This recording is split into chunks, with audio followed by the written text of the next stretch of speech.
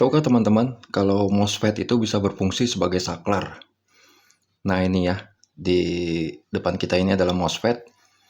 MOSFET sebagai saklar itu kita udah tahu semua. Tapi yang saya mau tekankan di sini, ini udah jadi modul. Jadi kita tinggal pakai dan yang penting lagi, harganya murah. Cuman 5 ribuan. Ya tentunya dia sebagai saklar ada kriteria tersendiri ya untuk bisa digunakan sebagai saklar.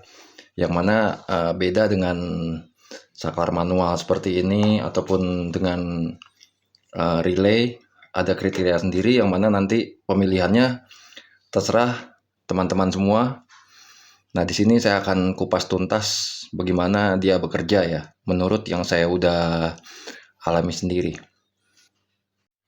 Modul ini menggunakan MOSFET D4184 2 buah ya. Jadi yang bisa di drive tuh kuat, bisa sampai 30 ampere. Jadi bisa ngedrive dinamo. Dan untuk ngedrive-nya pun rentangnya jauh, dari 3,3 volt sampai 20 volt. Nah, itu salah satu keunggulan dari MOSFET, switch MOSFET dibandingkan dengan relay. Kalau relay, kita mau pilih katakanlah 5 volt, ya udah, dikasih 12 volt rusak dia. Kalau mau pakai 12 volt, kita mesti ganti relaynya. Terlepas yang di drive-nya itu bisa apa aja ya.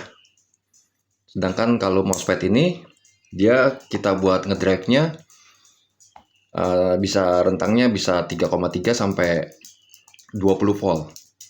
Jadi kita punya 12 volt, kita punya 9 volt, dia bisa ngedrive ya. Maka itu di sini saya udah sediakan untuk ngedrive-nya dari baterai begini 18650, lalu baterai 9 volt, lalu ngedrive dari 5 volt juga dari USB bisa. Jadi independen ya. Untuk ngedrive-nya terpisah dengan apa yang di drive gitu. Dan karakteristik sendiri ini yang di drive itu, nah ini input outputnya dari sini ke sini. Itu jangan sampai terbalik. Kalau kayak relay kan terbalik-balik nggak masalah. Mau inputnya mau di sini atau di sini itu ya. Kalau kayak relay ya maksud saya ya kayak gini. Yang penting dia saat coilnya bekerja dia ada kontak. Tapi kalau MOSFET nggak bisa, karena dia sendiri berdasarkan di dalamnya ada semikonduktor segala macam, yang mana nanti positif dan negatif mengalirnya arus tuh akan berpengaruh ya. Dia nggak akan jalan. Maka itu harus pas plus minusnya. Dan satu lagi unggulnya dia space-nya kecil, terus juga nggak ada bunyi. Kalau relay kan ada bunyi. Paling nggak saat dia kerja ada cetok gitu. Tergantung kekuatan relaynya besarnya sebesar apa, tapi tetap ada bunyi. Kalau MOSFET nggak, karena kerjanya secara elektronis. Ya, langsung aja ya. Saya praktekkan. Nah, ini saya sendiri punya 8 ya. Saya ada project ngegerakin 8 device yang harus terpisah. Device itu masing-masing nggak boleh tergabung. Dan kalau ngegerakinnya pakai relay, ntar kebanyakan. Sekali cetek tuh suaranya berisik. Dan kalau pakai relay juga strum yang dipakai agak besar ya untuk ngegerakin 8 relay. Kalau ini 8 bisa saya gabungin. Saya bisa gerakin pakai USB. Saya gabungin, tinggal dicolok ke USB, dia berjalan. Kalau dicabut dia berhenti. Memang saya nggak mau ngelihatnya 24 jam ya, saat butuh-butuh aja gitu. Itu project saya. Nanti akan saya share juga ya kalau projectnya udah jalan ya. Nah sekarang kita cobain dulu untuk bagaimana dia bisa gerakin dinamo ya. Dinamo kan cukup besar tuh, lumayan tuh, dari aki ya. Nah ini teman-teman ya, saudara rakit ya. Sebelah kiri adalah outputnya tuh ke dinamo. Nah ini dinamonya, putihnya plus, hitamnya negatif. Ini ke dinamo udah kondisi siap jalan. Sedangkan untuk inputnya saya masukin ke aki. Nah ini, nah itu kuning sebagai plusnya ke aki, hitamnya ke minus aki ya. Ya, sekarang ini akan coba saya drive dari tegangan 3,7 dari baterai 18650. Nah, ini negatifnya buat ngedrive, ini positifnya.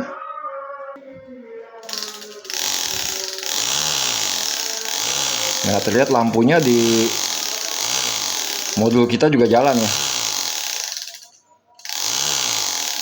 Nah, sedangkan ngedrive-nya itu nggak usah diganti-ganti lagi. Kalau saya mau ngedrive dari 9 volt bisa. Nah, ini contohnya ngedrive dari 9 volt ya. Negatifnya saya kasih ke negatif 9 volt. Ini positifnya. Sama aja. Bahkan dia bisa sampai 20 volt ya untuk ngedrive-nya. Jadi mau ngedrive pakai aki juga 12 volt jalan, dan dia independen. Terpisah dengan sumber yang mau digerakkan gitu. Nah, saya akan tunjukkan juga bagaimana dia dua ini sekaligus ngedrive dua device yang berbeda ya. Dengan sekali drive ini. Nah, ini udah kelihatan dua ini saya paralel untuk ngedrive-nya. Jadi sekali dia jalan nih, device 1 dan device 2 dua-duanya akan bekerja. Modul 1 dan modul 2 akan sama-sama bekerja. Kita lihat ya. Dia lampunya akan nyala. Saat dia bekerja tuh lampunya akan nyala. Nah, tuh, yang kanan nyala, yang kiri juga nyala.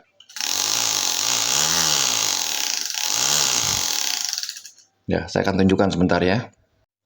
Nah, ini teman-teman. Jadi dua modul ini, yang satu ngegerakin dinamo, yang ini seperti yang tadi saya udah praktekkan ya. Sedangkan yang satu lagi ngegerakin nyalain lampu. Ini ada lampu 12 volt sebenarnya ya. Lampu pijar untuk mobil, untuk sen mobil. Saya gerakin dengan baterai 9 volt. Nah, ini baterainya saya udah sambungin ya. Nah, bagaimana dia dalam saat yang berbarengan, dia akan berjalan ya saat modul ini bekerja. Triggernya kali ini saya pakai baterai 18650 untuk dia bisa berjalan. Nah, itu dua-dua lampunya nyala ya. Nah, lampu sen mobil pun dengan sumber tegangan dari baterai kotak 9 volt dia jalan.